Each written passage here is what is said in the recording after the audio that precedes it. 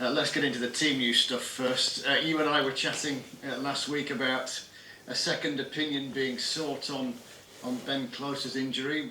Have you got it? What's the headline?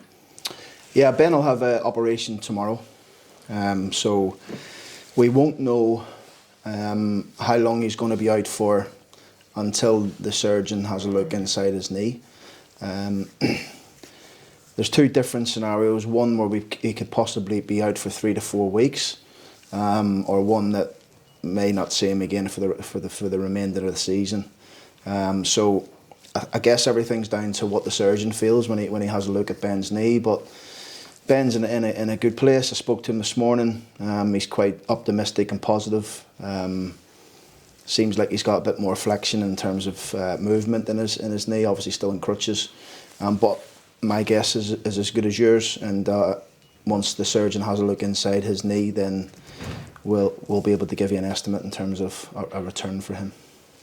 Before I mention maybe some of the medium termers, etc., is there anybody else to add to the injury list in between games? We've got 1 or 2 bumps and bruises. 1 or 2 players missed a little bit of training this week through illness, but have sort of come back later on in the week. So just the usual stuff after games. Just managing 1 or 2 individuals and like I say, 1 or 2 illnesses. But apart from that, I think everyone should be okay for the game that you've seen at Sutton. Of those that have had more time on the sidelines, just an update on Faulkner and Westbrook. Where are they at in their recoveries? Bobby coming along okay. Still not been out on the grass and stuff like that. Harrison Biggins missed the last game against Sutton, so he should be available for Saturday. Has trained this week.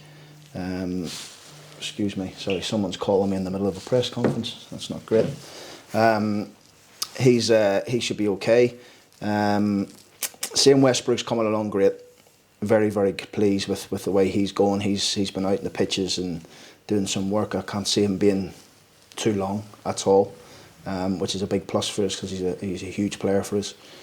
And then the others are where they are, just carrying on in terms of their rehab and working hard in terms of trying to get back as quickly as they possibly can. I suppose the other name in that's on fans' lips was Nixon. Is there a sort of a timescale with him potentially being available? Tom Nixon? Yeah. Yeah, Tom's just found himself not being selected just because of what we needed on the bench in the last couple of games. Tom's fit. He's good as gold. It's just getting players back from fitness. Like I say, it's been nice to have those sort of dilemmas on match day. Where you're having to leave 1 or 2 out off the bench. We haven't had that for the majority of the season, where it's just been needs must, and some of the younger players have had to come in and fill the bench up, which, listen, we've no problem with because we rate them highly. But what's been pleasing over the last couple of games is we've had decisions to make in terms of who we put on the bench and who we don't. Looking at the team from Tranmere, as a coincidence, I did that game. There's most of the players that played that night, as in the whole squad, are now no longer either available, they're not at the club, they're out on loan, or they're injured right now. And in the 3 or 4 months in between games, it's perhaps evidence of how it's been with regard to team selection this year. Yeah, it's been difficult, I'm not going to lie, and it's been constant, and it's really annoying having to do these press conferences and speak about things like that, because I'd rather focus on just the lads who are available, the game coming up, how we see things like that. And it's just so annoying when you're having to sit and talk about things like this. But look, I guess it's where we are, things we can't control, and we want to try and focus on the lads who are available. I think if you think back to that Tranmere game, we've still got George Broadbent and Tom Nixon and Joseph Holloway. Joseph Holloway came out of the warm up in that game. Harrison Biggins is back and scored in that game. Joe Ironside's here, so Luke Molyneux was excellent. So there's still some players that did play in that game, but it's a different game now for us. It's a Tranmere team that's picked up and looks strong. It doesn't surprise me that they're doing that, given the fact that who their manager is and how good of a manager he is, Nigel. So it's another tough game for us, but one again that we've focused really, really hard this week on us. Focused on how we want to go about it, how we want to play, how we want to try and hurt Tranmere. Obviously, yes, we know about their threats and their strengths, but every game now we've got to focus on ourselves and making sure we get our own game in order to try and affect the result. Because at that stage of the season, we were talking to you and Cliff about, flirting with the playoffs and being at that stage in the campaign. And it wasn't sort of September, was it? It was kind of November time when you were playing. To the league table was as it was. It's perhaps a pause to remember when you had all the players that you wanted and you were playing at full tilt. Yeah, look, I think it's important just for us to focus on every single game now and not get too far ahead of or looking at table as it is at this moment in time or anything like that. I think we just have to make sure we focus on game by game. We want to try and finish this season really strongly. That's what we're trying to do. This group of players that we've got fit and available are well enhanced in that in terms of how we speak to them and how we deliver to them on the training ground, and we just want to approach every game now with a bit of freeness about ourselves. Let's go and try and take the game to the opposition, because I've said before and I'll say it again, when we are on our game, we're a good match for any team in the division. I think we've shown that this season.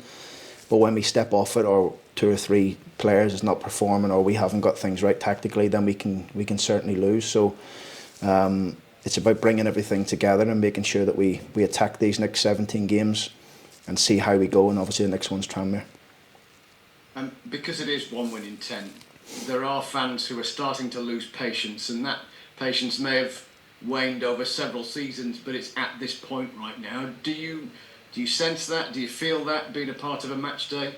No, we don't feel that. We can't feel that. It's important that once we finish the game at the weekend, we prep and prepare for the next one, and that's regardless whether we win, lose or draw. It's been a stop-start sort of last 4 or 5 weeks for us, with the cup game sandwiched in between, and I think we haven't really played a lot of league games over the last 3 or 4 weeks. I think it's just we've had the cup game sandwiched in. We haven't really had a chance to get a run in the league.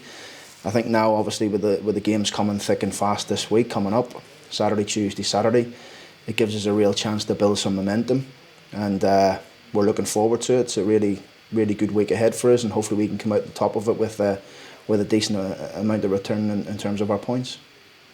Another sort of theme and talking point is, even now I suppose at this stage, is next season. Just in the basic sense, what work are you able to do with regard to contracts and future planning, so that, well, you obviously don't then have to oversee a repeat of what's happening right now? Yeah, well, those conversations happen all the time inside, but really our focus is making sure we finish the season strongly. We don't want to be getting blindsided by next season or anything like this. We want to be focusing on finishing the season strongly and seeing how far we can finish up the division. That's the only focus that myself, my staff, and the players have. And game by game, 3 points every time we turn up at a home or away for stake, that we want to try and take them the most points we possibly can and see where we go. So. All those sort of conversations will always be kept in house between myself and my staff, but really the focus is on what we do from now to the end of April and see where we finish. If I can just ask one on this point though, have you started talking to the lads who you want to keep for next year? Yeah, again, that's something that we do here. We don't publicly come out and start saying that with A, B and C and D can go and E, F, G, whatever can stay. That will be sort of way kept inside the building. Once we have any sort of news on those sort of things, we'll let you know. But again, like I say to you and reiterate, the focus is on the games at this moment in time. And how are you when you obviously oversee training in squads? How do the players seem right now in terms of their demeanour, their kind of mentality? Because players aren't stupid; they'll want to be in better form than they actually are. So how would you assess the mood in the squad? Mood's fine. Mood's fine. Mood's good.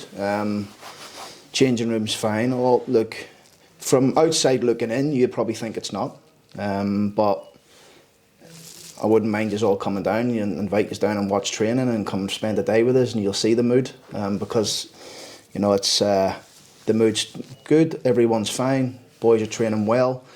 Obviously, look, nobody's happy with what we're showing at this moment in time. We know that, but all we can do is focus on the next and try and be better and try and prepare and give the fans something to shout about, and obviously that last minute goal at Sutton on Saturday, hopefully it could spark us into some sort of form, get into these games. That's what I'm hoping anyway.